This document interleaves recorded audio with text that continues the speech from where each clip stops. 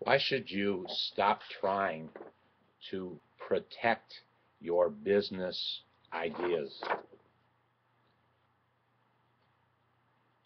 This story this article, this blog was recently published in the New York Times, and it's nytimes.com is where I got it. And Carol Roth wrote the blog. Carol is a business strategist who has helped clients raise more than $1 billion in capital. You can follow her on Twitter.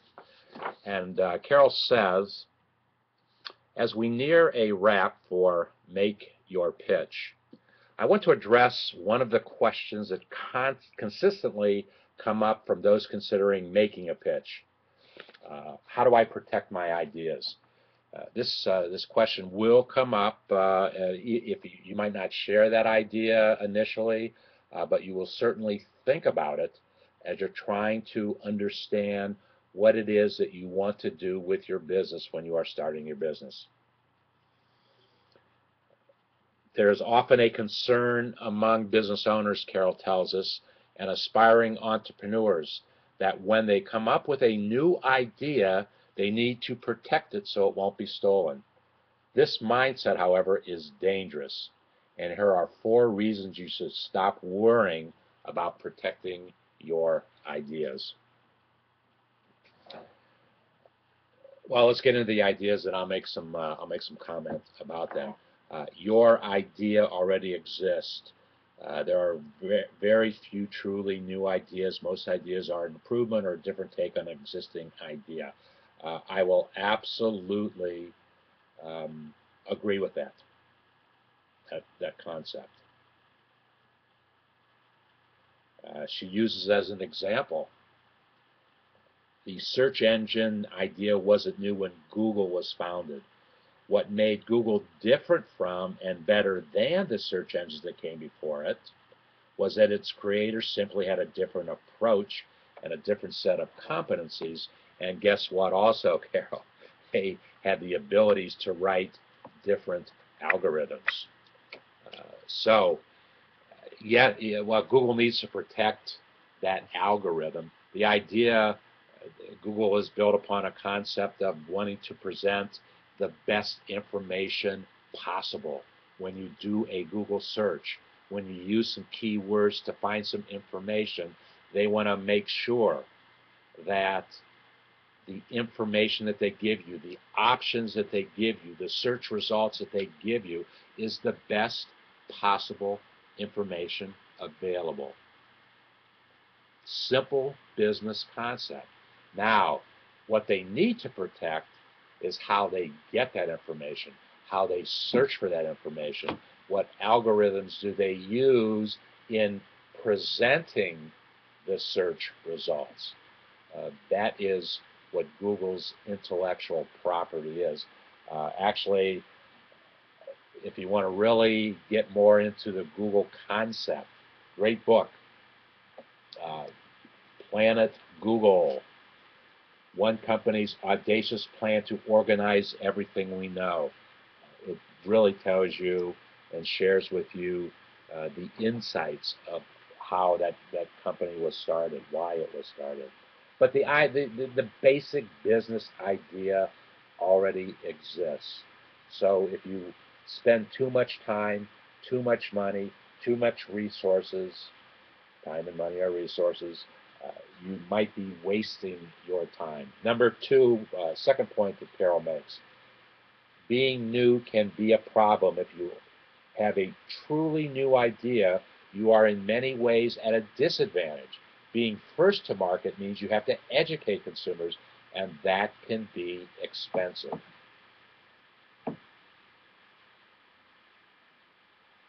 Most businesses face the challenge of grabbing consumer attention, and that's no easy task.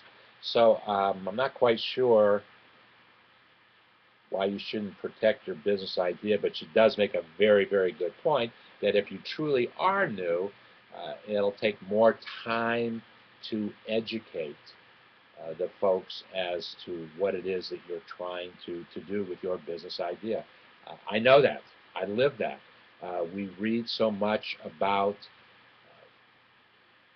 optimization, how important it is in any landing page that we have to be optimized, and everybody has a theory about it. Bottom line, the foundation of David's Barter community is our very optimized, and because we understand what Google is looking for and how to present it to Google, a very Googleized landing page. That's what we do best, and to educate folks about that, it's not an easy task. But my simple answer to that is just do what I do. It's working for me. There's no reason why it can't work for you as you build whatever it is that you're building, whatever your intellectual property is, whatever your product or service is. Just take the platform that we have built and put your intellectual property, your product, your service on top of it, and follow the formula. We spend the time and resources to develop it. Take advantage of what we have done for you. Third point, the value is not in the idea. Let's see what Carol says about this. The competitive landscape is very different than it was 30 years ago, back when ideas had some merit on their own. Now there are so many businesses out there and so much information that an idea by itself is worth zero. Yes, good point, Carol. And it's not, there is so much out there now, more so than there was 30 years ago. 30 years ago, I was focusing pretty exclusively on direct mail. And it was pretty standard 30 years ago. It's changed dramatically in the last 30 years because of technology. Because of technology. There's less mail being distributed, for sure. That in itself represents opportunity. If there's less, and mail's never going to die, it's going to change, and it might only be delivered 3 times a week or 4 times a week, as the post office is researching right now. But there's always going to be mail. And if there's less of it right now, then your chances for success and connecting with your targeted audience is actually greater. Now, I see it more so today than I saw 30 years ago, that you need to engage technology. And you know, one of my favorite tools in printing, in direct mail, is the QR code.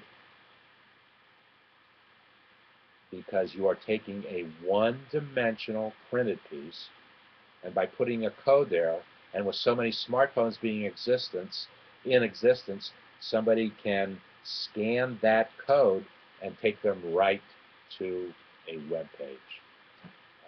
And there's also already the next generation of QR codes. Something better is being worked on, studied, researched, tested right now. So the value is not the idea, the value is use of that idea, and how do you bring value into somebody's life, somebody's business, and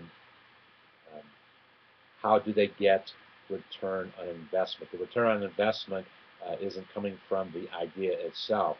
The return on investment, return on resource investment, is coming from the application of that idea. And as we grow an idea, you're going to find that there's different ways to apply it. So go ahead and pursue those ways. Even they weren't going to be they aren't a part of your original thinking, but as you make your product, your service something better, you're going to come up with new applications of how to use it and how to deliver it. And the final idea, sharing ideas make them better. We often think, Carol tells us, that we have a great idea only to take them to market and find out that they don't resonate the way we anticipated. Sharing your ideas helps you get feedback and make valuable tweaks. That is ever so true, and thank you, Carol, for crystallizing that thought.